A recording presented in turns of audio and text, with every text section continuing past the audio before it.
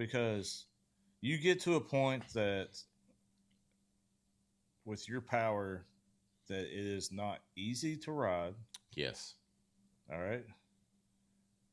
And it's not sustainable as in the road that you're riding will not take the power you're trying to put down.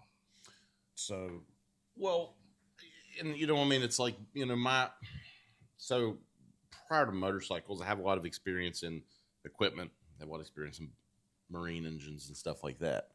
So I can relate it to a marine engine. Marine engines and car engines are built totally different. You take your car, you put it out there on the road, I mean, it's running 1,800 to 2,200 RPM at its cruising range. right. Right. And that's where it's making its usable, comfortable horsepower.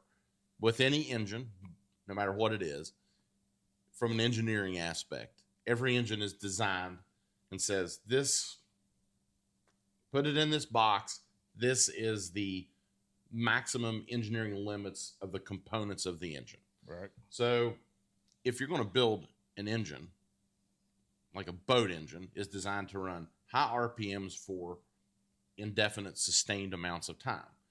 They're built heavier. They have heavier cranks, heavier, everything in the motor is built heavier to sustain that. Right. Same thing with a motorcycle engine goes too. Right. If you want to build an engine that say everybody's like, I just want as much horsepower as I can cram in that motor as I can get it. All right, well, that's good. But you better be, but that's a racer or a performance company is not going to build your motor like that. And they're not going to say, that 96, I can get 170 horsepower out of that engine.